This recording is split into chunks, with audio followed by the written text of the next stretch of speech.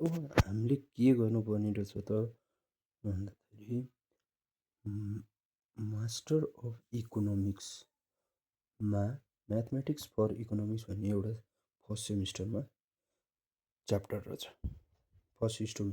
Economics first सेमिस्टरमा के रहेछ बुक रहेछ। त्यो बुकभित्र चाहिँ एउटा के रहेछ डिफ्रेन्स इक्वेसन रहेछ च्याप्टर।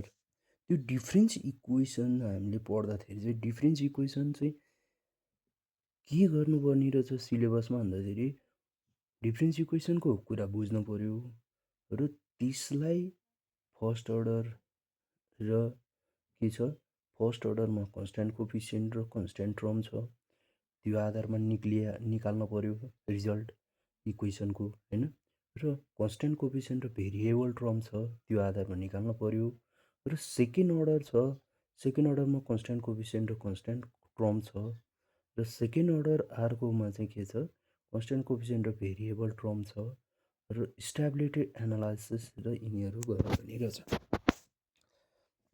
र डिफ्रेन्स इक्वेसन चाहिँ हामीले कसरी थाहा पाउने त भन्दाखेरि यो डेल्टा जुन रिप्रेजेन्टेसन छ नि, यो डेल्टा रिप्रेजेन्टेसन भएको प्राय डिफ्रेन्स इक्वेसन भयो। डी बाई डिटीको अपरेटरबाट काम गरेको चाहिँ के भएछ डिफ्रेन्सियल भयो। र डिफ्रेन्स अब हामीले यो अहिले मेन स्पेसली यो भिडियो चाहिँ डिफ्रेन्सको फोकस गरेको छु है त। डिफ्रेन्समा चाहिँ के हुँदो रहेछ त भन्दाखेरि यो डेल्टाको रिप्रेजेन्टेसन भनेको कुनै पनि एउटा इयरलाई इकोनोमिकली भ्यू गएको रहेछ क्या यसबाट यसरी हामीले निकालिन्छ भन्ने कुराहरू गरेर छ। भोलि प्रयोगमा त आउने होला आउन त। र यसलाई चाहिँ कसरी रिप्रेजेन्टेसन गरेको रहेछ त भन्दाखेरि डेल्टा वाइटी प्लस वान।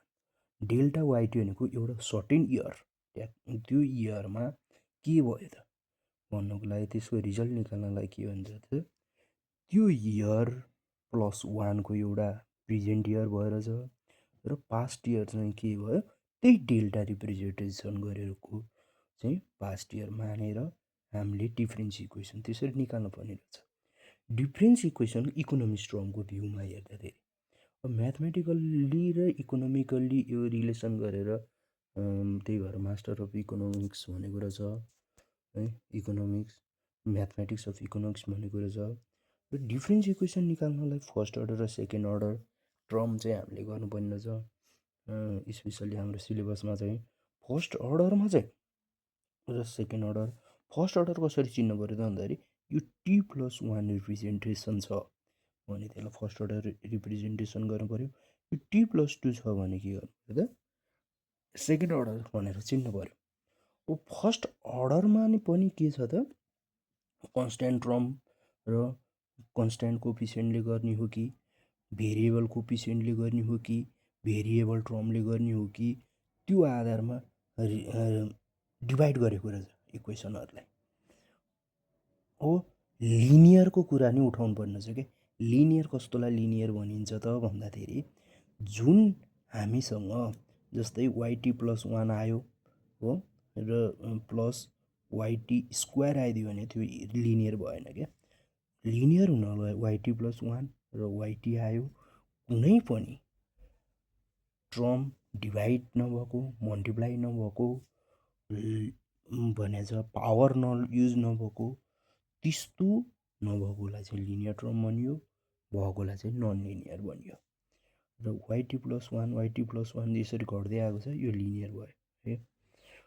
अब हामीले त्यो डिफ्रेन्स इक्वेसन चाहे जुन आओस् गर्ने तरिका चाहिँ के रहेछ एउटा इन्डक्टिभ मेथडले गर्नुपर्ने रहेछ र एउटा जेनरल मेथडले गर्नुपर्ने रहेछ। जेनरल मेथड प्रायः प्रयोग आउँदो रहेछ, हामीले जेनरल मेथड गरौँ, इन्डक्टिभ पनि गर्नुपर्छ। र जेनरल मेथडमा चाहिँ के छ पार्टिकुलर इन्ट्रिगल र कम्प्लिमेन्टरी फङ्सनको टर्मबाट हामीले गर्नुपर्ने रहेछ। यसलाई गरेपछि टोटल रिजल्ट के भयो why equals to YP plus वाइसी गरेर यो डिफ्रेन्स इक्वेसन निक्लिने रहेछ जेनरल मेथडबाट। यो वाइपी निकाल्नु पर्ने, अब यो वाइसी निकाल्नु पर्ने, यो सम्बन्धी काम गर्नको लागि के रहेछ त हामीले विचार गर्नै पनि रहेछ। सपोजको लागि यो कन्स्ट्यान्ट टर्म के छ, भेरिएबल टर्म छ कि कन्स्ट्यान्ट टर्म छ कि यो कन्स्ट्यान्ट टर्म पनि कस्तो फर्ममा छ, जस्तै यो सिम्पल बीमा मात्र छ कि ईको पावर टीमा छ कि 4b छ कि, त्यो हेरेर हामीले ट्रायल सल्युसन चाहिँ हामीले के गर्नुपर्ने रहेछ, सपोज गर्नुपर्ने रहेछ वाइपी र वाइसीको लागि।